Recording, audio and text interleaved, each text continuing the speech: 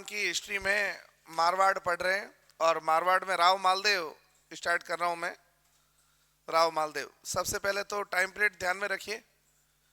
1531 से लगा के 1562, 1531 से लगा के 1562, 1531 से लगा के 1562, ये मालदेव का टाइम पीरियड होगा।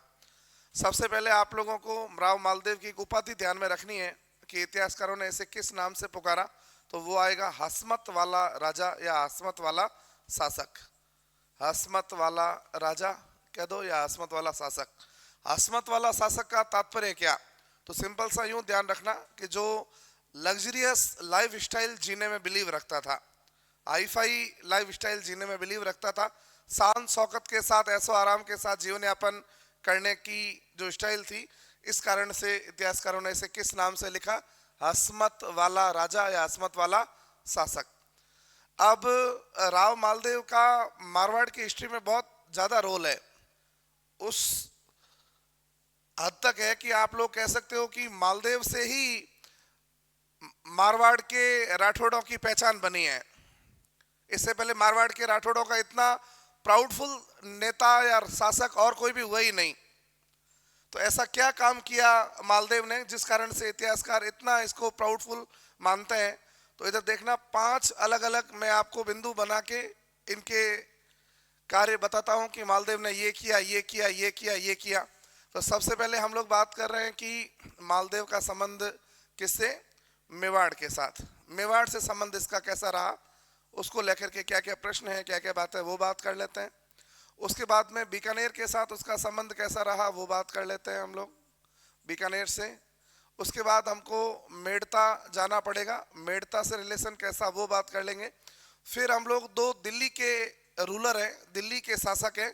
एक तो आप लोग नाम सुनते हो, बाबर का बेटा है हुमायूं, उससे संबंध कैसे रहे इसके, वो कई बार एग्जाम में प्रश्न पूछे जाते हैं। और एक हुमायूं को पराजित करने वाला और सूर वंश की स्थापना करने वाला, जिसको आप लोग शेरशाह सूरी के नाम से जानते हो, इनसे इनके रिलेशन कैसे थे। ये 5 अलग अलग आधार है मालदेव के टाइम पीरियड को पढ़ने के। इनके आधार पर पूरी मालदेव की बातें सुनेंगे हम लोग। ठीक, इन 5 को आप लोग माइंड में एक बार सेट कर लो कि मेवाड़ के साथ संबंध कैसे थे, बीकानेर के साथ कैसे संबंध रहे, मेड़ता जो नागौर में जगह वहां पर संबंध कैसे रहे, और उसके बाद 2 दिल्ली के शासक है, पहले तो हुमायूं रहा और उसके बाद में कौन हुआ, शेरशाह सूरी। सूर वंश की स्थापना की थी शेरशाह सूरी ने 1540 ईस्वी में, वो बातें हम लोग करेंगे। तो सबसे पहले हम लोग बात कर रहे हैं कि मेवाड़ के साथ इनका रिलेशन कैसा था, वो बातें सुनिएगा। मेवाड़ के साथ रिलेशन पढ़ने में हम लोगों को 3 बातें ध्यान में रखनी है। एक बात तो आपको ध्यान में रखनी है 1527 खानवा के युद्ध की, खानवा का युद्ध, इसके संदर्भ में बातें पढ़ेंगे हम लोग। दूसरा आप लोगों को ध्यान रखना है 1534 जब गुजरात के शासक बहादुर शाह का अटैक हुआ है चित्तौड़ पर, उस समय की बात है। गुजरात के शासक का नाम है बहादुर शाह, इसका आक्रमण हो रहा है चित्तौड़ पर। और तीसरा प्यारे बच्चों, आप लोग 1540 की घटना याद रखना, उदय सिंह और बनवीर सिंह के बीच में, उदयपुर के आगे एक जगह का नाम है मावली, उस मावली का युद्ध होगा। इसमें मालदेव का क्या रोल है, ये 3 बातें मैं आपसे अलग अलग करने जा रहा हूँ। ये तीनों मेवाड़ की घटनाएं हैं। हम लोग मेवाड़ के साथ मालदेव का संबंध पढ़ रहे हैं, समझ पा रहे हैं। सबसे पहले 1527 खानवा के युद्ध में क्या ऐसा हुआ, तो याद रखना खानवा का युद्ध हुआ किसके किसके बीच में है, तो आपको जानकारी होगी। खानवा का युद्ध एक तरफ तो था मुगलों का संस्थापक भारत में बाबर, और सामने है मेवाड़ का महाराणा, जिसको आप लोग राणा सांगा के नाम से जानते हो। ये सांगा वर्सेस बाबर एक युद्ध हुआ है 17 मार्च 1527 को खानवा में। खानवा लोकेशन है कहाँ पे, तो आप लोग एक तहसील का नाम लेते हो, रूपवास तहसील, और ये रूपवास तहसील भरतपुर जिले में पड़ती है वर्तमान में। यहाँ पर ये लोकेशन है खानवा। 17 मार्च 1527 को युद्ध हुआ था बाबर और राणा सांगा के बीच में। राणा सांगा ने सभी आसपास के जो राजपूत सरदार थे उनको आमंत्रित किया था कि मुसलमानों से युद्ध लड़ने जा रहा हूं मैं, और कौन कौन मेरे साथ आएगा। तो जैसे आप लोग बाहुबली मूवी देखते हो ना, तो उसमें बाहुबली कहता है कि मैं मृत्यु से लड़ने जा रहा हूं, मेरे साथ आएगा कौन, वैसे भी ये डायलॉग दे रहा है यहाँ पे राणा सांगा कि मैं मुसलमानों से, बाबर से लड़ने जा रहा हूं, मेरे साथ आएगा कौन। तो आसपास के जितने भी राजपूत सरदार थे, ये सभी राजपूत सरदार केसरिया ध्वज के नीचे लड़ने के लिए खानवा पहुंचेंगे। तो आपको प्रश्न ये पूछा जाएगा कि मारवाड़ की तरफ से कौन गया। तो याद रखना प्यारे बच्चों, मारवाड़ में जो शासक हुआ करते थे उनका तो नाम था राव गांगा, लेकिन राव गांगा स्वयं जाएंगे नहीं, क्योंकि बड़े शासक होते हैं, मर मरा जाए, पद खाली हो जाए, इसलिए खुद नहीं जाते थे, अपने बेटों को भेजते थे। तो इस राव गांगा ने अपने बेटे को भेजा था और उस पुत्र का नाम था क्या? मालदेव। यानी कि मालदेव ने मारवाड़ का राजा बनने से पहले ही अपनी वीरता का लोहा मनवाना स्टार्ट कर दिया था। आप लोग ऐसे भी याद रखिएगा कि इस युद्ध के अंदर जब राणा सांगा के आंख में तीर लगा और राणा सांगा घायल हो गया था, तो उस घायल अवस्था के अंदर उसको युद्ध के मैदान से बाहर लाने में जो मेन भूमिका निभाई थी वो किसने निभाई थी? मालदेव ने निभाई थी। तो पहला रिलेशन तो ये अंडरस्टूड। हम लोग मालदेव का संबंध पढ़ रहे हैं किसके साथ में? मेवाड़ के साथ में। पहली घटना मैंने आपको खानवा के युद्ध से जोड़ा। खानवा का युद्ध किसके इसके बीच में हुआ? तो कब हुआ? खानवा है कहां पर? कौन सी तहसील में? कौन से जिले के अंदर? ठीक है, एक बात और भी आप फैक्ट ध्यान में रख सकते हो। एक राजा अपने राइटर हैं जिनका नाम है कवि राजा श्यामल दास। क्या नाम है? और इस कवि राजा श्यामल दास की किताब का नाम है वीर विनोद। क्या नाम है? वीर विनोद में इस युद्ध की डेट उन्होंने कौन सी तारीख लिखी है? तो 16 मार्च। बाकी सभी इतिहासकारों ने डेट कौन सी बताई है? तो 17 मार्च। ये जो कवि राजा श्यामल दास है प्यारे बच्चों, ये मेवाड़ के महाराणा सज्जन सिंह हुआ करते थे, उन सज्जन सिंह के दरबारी लेखक थे। ये बात भी आप लोगों को याद रखनी चाहिए। ठीक है, तो एक तो संबंध ये याद रखना कि इस समय मारवाड़ का शासक तो राव गांगा है, बट राव गांगा स्वयं नहीं जाएंगे। राव गांगा ने अपने पुत्र को भेजा जिसका नाम है क्या? मालदेव। 1527 में खानवा के युद्ध में राणा सांगा जब आंख में तीर लग जाने से घायल हुए थे, तो उनको युद्ध के मैदान से बाहर लाने का काम किसने किया? मालदेव ने। अंडरस्टूड। दूसरी बात सुनिएगा कि 1534 में गुजरात के आक्रमण के समय जब बहादुर शाह ने आक्रमण किया था चित्तौड़ पर, तब क्या माजरा था, तब क्या सिनेरियो था, वो सुनिएगा। आप लोग ऐसे याद रखो कि जो गुजरात का शासक बहादुर शाह है, ये चित्तौड़ पर इस समय दूसरी बार अटैक कर रहा है। पहली बार उसने अटैक कब किया था? 1531 में। 1531 में जब अटैक किया तो उस समय विक्रमादित्य नाम का एक छोटा बच्चा वो शासन कर रहा है, और विक्रमादित्य की जो माता थी कर्मावती, जो हाड़ी रानी है, वो उसकी संरक्षिका के रूप में, गार्जियन के रूप में काम कर रही है। तो छोटा बेटा है जिसका नाम है विक्रमादित्य, वो मेवाड़ का शासक है, और वो अल्पायु होने के कारण, छोटा होने के कारण जो मेन भूमिका में है वो उसकी माता है जिनका नाम है रानी कर्मावती। याद आप लोग ऐसे रखिएगा कि 1531 में जब बहादुर शाह ने पहली बार अटैक किया, तब इस कर्मावती ने बहादुर शाह के साथ संधि कर ली है, और उस संधि के बदले में बहादुर शाह को रणथंभौर का दुर्ग गिफ्ट में दे दिया था, उपहार स्वरूप दे दिया था। लेकिन जब दूसरी बार बहादुर शाह फिर आक्रमण करने आया, लेकिन अब देने के लिए बार बार इनके पास कुछ भी नहीं है। तो ठीक वैसा ही जैसा राणा सांगा ने पत्र लिखा था, सभी को सहायता मांगी थी, उसी प्रकार से रानी कर्मावती भी सभी से, आसपास के लोगों से सहायता मांग रही है। मालदेव को भी सहायता के लिए पत्र लिखा गया। हो सकता है कि मालदेव ने अपने सैनिकों को भेजा हो या मालदेव आने में लेट हो गया हो, लेकिन मालदेव ने सहायता की थी, ऐसी बातें याद रखना। लेकिन तो भी चित्तौड़ लुट गया था, चित्तौड़ पर अधिकार हो गया था किसका? गुजरात के शासक बहादुर शाह का। और वहां पर साका भी पढ़ते हो आप लोग, चित्तौड़ का दूसरा साका हुआ था यहाँ पे। लेकिन मालदेव ने अपनी सकारात्मक भूमिका की नीति यहाँ पर भी अपनाई, इस समय भी वो सहायता करने आएगा। अंडरस्टूड। तीसरी घटना 1540 मावली का युद्ध। आपको जानकारी होगी कि चंदन नाम का एक छोटा बच्चा और उसकी माता का नाम है पन्नाधाय, और पन्नाधाय उदय सिंह की प्राणों की रक्षा करने के लिए अपने पुत्र चंदन का बलिदान कर देती है, और उदय सिंह को गुप्त रास्ते से होकर भेज देती है। कहां पे? कुंभलगढ़। उदय सिंह कुंभलगढ़ में बड़े हो रहे हैं, और उधर चित्तौड़ में शासक बन बैठा है कौन? दासी पुत्र बनवीर। लेकिन जैसे ही 1537 के अंदर उदय सिंह का राज्याभिषेक हो गया है कुंभलगढ़ के किले में, और अब उदय सिंह कह रहा है कि अपने पास शक्ति भी अच्छी खासी है, क्यों ना अब चित्तौड़ को वापस अपने अंडर में लिया जाए। चित्तौड़ को प्राप्त करने के लिए उदय सिंह कुंभलगढ़ से निकलेंगे और बनवीर पर आक्रमण करेंगे। बनवीर के बीच में और उदय सिंह के बीच में एक जगह का नाम है मावली, उस स्थान पर युद्ध होगा 1540 में। प्यारे बच्चों, आप लोग ये बात याद रखना, इस मावली के युद्ध में उदय सिंह की सहायता करने के लिए राव मालदेव आया था। राव मालदेव ने सहायता की थी, इसी कारण से उदय सिंह जीता है। कौन सा युद्ध? मावली का युद्ध। बनवीर मारा गया और चित्तौड़ वापस प्राप्त हो गया। किसको? उदय सिंह को। अंडरस्टूड? ये तीन तो पॉजिटिव बातें हैं जहां से हम लोग ये कह सकते हैं कि मेवाड़ का संबंध मालदेव के साथ अत्यंत मधुर था, मीठा था, अच्छा था, हेल्दी था। ये तीन बातें यहां से ये शो कर रही है। अंडरस्टूड? किसी को कोई डाउट है तो बताओ। मैडम क्लियर है? कोई डाउट नहीं है किसी को भी पीछे? अब सुनो, दो घटनाएं ऐसी है जिन कारण से मालदेव में और मेवाड़ में संबंध बिगड़ेगा।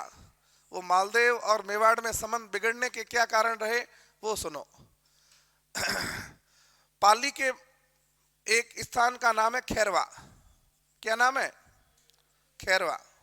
खैरवा कहां पर है जगह? पाली में। और ये जो खेलवा नाम की जगह थी, खैरवा नाम की जो जगह थी, इसमें जो सामंत राज करते थे, जो यहाँ पे शासक थे, उनका नाम था जैतसी झाला। क्या नाम है? जैतसी झाला के दो पुत्रियां हैं, दोनों ही शादी योग्य हैं। बड़ी वाली का नाम है स्वरूप दे। क्या नाम है? और छोटी वाली का नाम नहीं आता, इसलिए इतिहासकार उसको लिखते हैं झाली रानी। क्या लिखते हैं? ये दो लड़कियां हैं इसके जैतसी झाला के। अंडरस्टूड? इस स्वरूप देव का विवाह हो रहा है किसके साथ में? मारवाड़ के शासक मालदेव के साथ में। लेकिन आप लोगों ने ऐसी कहावतें सुनी होगी कि मूल करते ब्याज ज्यादा मीठा लगता है। आप किसी को रकम उधार देते हो तो उसमें मूल वेतन की जगह ज्यादा पसंद क्या आता है अपन को? ब्याज। उसी प्रकार से वो उतना सटीक है या नहीं है जो मैं बोलना चाह रहा हूं कि पत्नी से ज्यादा अच्छा लगता है उसकी साली। आप लोग सहमत होंगे या नहीं होंगे मुझे नहीं पता, लेकिन होता है ऐसा। उसमें यहां पर देखने को ऐसा मिलेगा, जैसे ही स्वरूप देव की शादी हो रही किसके साथ में? मालदेव के साथ में। मालदेव कह रहा है कि ये तो आई, अब लाना है किसको? लेकिन स्वरूप देव नहीं चाह रही है कि छोटी वाली बहन का विवाह भी करवाऊं किसके साथ में? मालदेव के साथ में। मालदेव को बिना बताए इस स्वरूप देव ने इस झाली रानी का रिश्ता कर दिया उदयपुर में। किसके साथ में?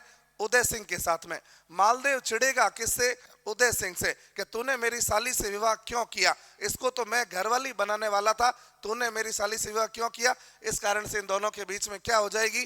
अनबन, या दोनों के बीच में थोड़ी सी वो मन मुटाव की स्थिति पैदा हो जाएगी। पहली कंडीशन तो ये। अंडरस्टूड? या कोई डाउट है? अब देखो, एक प्रश्न यहां से और भी पूछा जाता है कि उदयपुर में नागणेची माता का मंदिर किसने बनवाया? उदयपुर में नागणेची माता का मंदिर कैसे बन रहा है वो भी आप लोग सुन लो।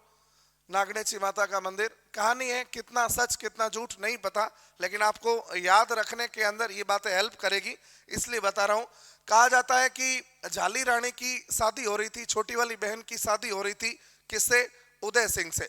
बड़ी वाली बहन आभूषणों का एक बॉक्स भरकर गिफ्ट देना चाह रही है किसको? अपनी छोटी वाली बहन को। कहा जाता है कि वो आभूषणों का जो बॉक्स था वो तो चेंज हो गया और उस दूसरा वाला एक बॉक्स उसके जैसे सा और पड़ा था, जिसके अंदर नागेची माता की मूर्ति थी। वो मूर्ति उसके बदले में वो वाला बॉक्स उसको दे दिया गया। जब झाली रानी और उदय सिंह गिफ्ट खोलने के लिए बैठे तो वहां पे मूर्ति निकली किसकी? उस बॉक्स में, संदूक में, नागणेची माता की, जो राठौड़ों की कुल देवी है। भाई मालदेव और स्वरूप देव के पास तो राठौड़ों की कुल देवी की मूर्ति मिल सकती है ना, क्योंकि मालदेव खुद ही कौन है? राठौड़ है, इनकी कुल देवी है। तो इनकी जो कुल देवी थी, इसकी मूर्ति इन्होंने भूल से किसको भेंट कर दी है? झाली रानी को, और पहुंच गई है किसके पास में? उदय सिंह के पास में, उदयपुर में। तो आप लोग पूछोगे कि उदयपुर में नागणेची माता का मंदिर किसने बनवाया, तो फिर उसमें आंसर आ जाएगा कौन सा? उदय सिंह। कहानियां कुछ ऐसे माइंड में डाल देना। अंडरस्टूड? पहली घटना तो ये। दूसरी घटना कौन सी है वो सोचो। हम लोग बात करेंगे एक युद्ध का नाम है प्यारे बच्चों, अजमेर के अंदर एक जगह का नाम है हरमाड़ा। क्या नाम है?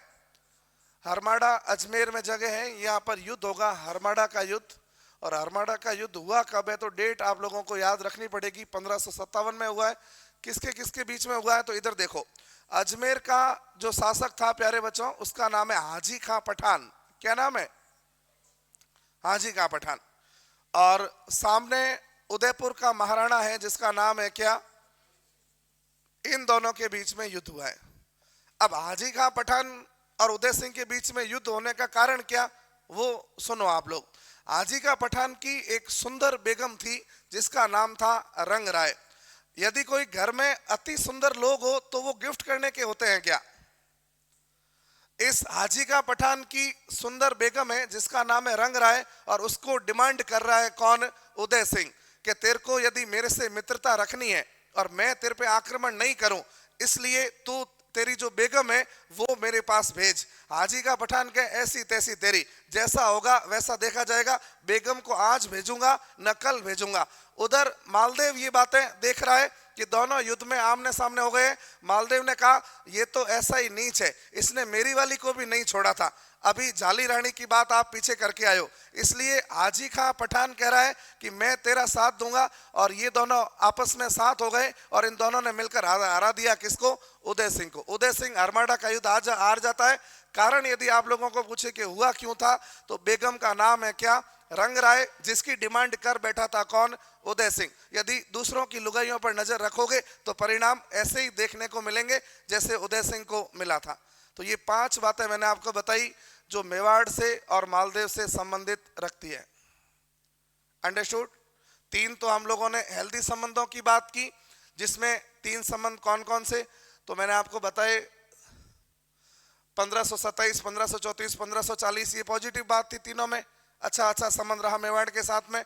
और संबंध बिगड़े तो उसमें एक तो हमने घटना पड़ी ये वाली झाली रानी वाली, और दूसरी वाली घटना पड़ी कौन सी?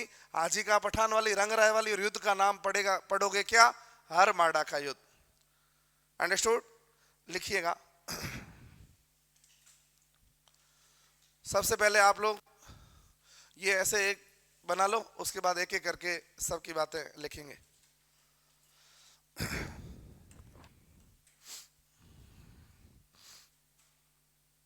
मतलब मालदेव का संबंध आसपास के लोगों के साथ कैसा रहा, वो बातें लिख रहे हैं हम लोग। मालदेव हेडिंग वगैरह तो डाल दी थी ना आप लोगों ने, असमत वाला शासक वगैरह वो लिखा हुआ है ना? नहीं लिखा? तो ठहरो फिर यहां से लिखना पड़ेगा। फिर मालदेव हेडिंग डालो सबसे पहले, टाइम पीरियड लिखो मालदेव का 1531 से लगा के 1562।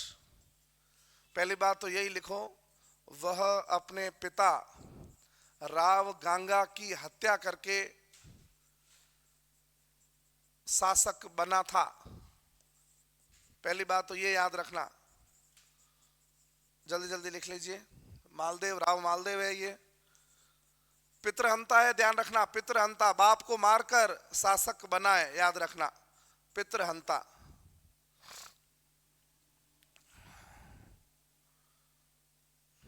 अपने पिता राव गांगा की हत्या करके शासक बना था। अपने पिता राव, गंगा मत लिखना, गांगा ही लिखना। अपने पिता राव गांगा की हत्या करके शासक बना था। ठीक है, नेक्स्ट। इधर देखो, जब मालदेव शासक बना है ना, तो उस समय इस जोधपुर के अंडर में केवल कितने परगने थे? 2 ही परगने हुआ करते थे। वो 2 परगने कौन कौन से थे? एक तो जोधपुर जो इनकी राजधानी थी वो, और एक जगह और थी, दूसरी कौन सी? सोजत। लेकिन इतिहासकारों ने यह लिखा कि मालदेव को 52 युद्धों व 58 परगनों का विजेता कहा जाता है। कि जब मालदेव के पूरे कैरियर का एनालिसिस किया गया तो मालदेव ने कुल कितने युद्धों में विजय हासिल की? 52। और कितने परगनों का विजेता था वो? 58। जब वो राजा बना था तब केवल कितने परगने थे उनके पास? 2।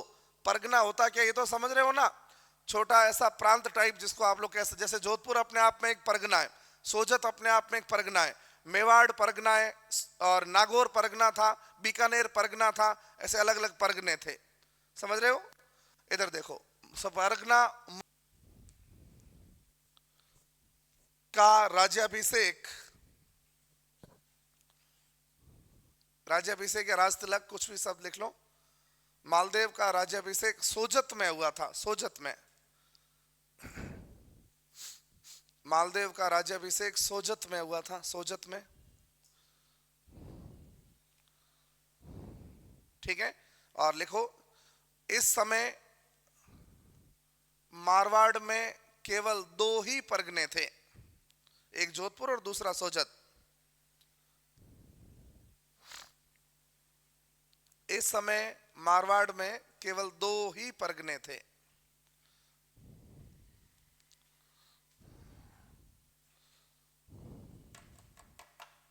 नेक्स्ट अलग लाइन लिखो, मालदेव को 52 युद्धों व 58 परगनों का विजेता कहा जाता है।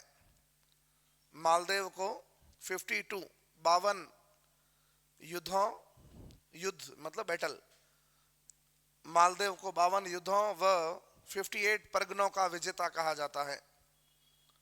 52 युद्धों व 58 परगनों का विजेता कहा जाता है।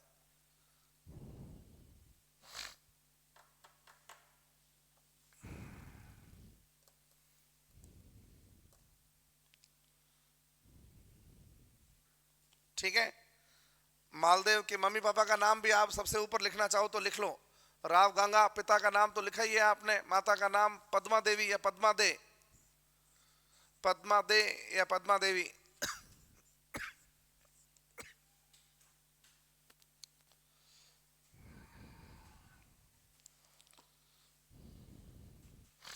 उपाधि तो लिख ली थी आपने आपके हिसाब से, असमत वाला शासक नहीं लिखी थी, अभी लिख लो या सबसे लास्ट में लिख लेना। उपाधि लिखना चाहो तो लिख ही लो, मालदेव की उपाधि।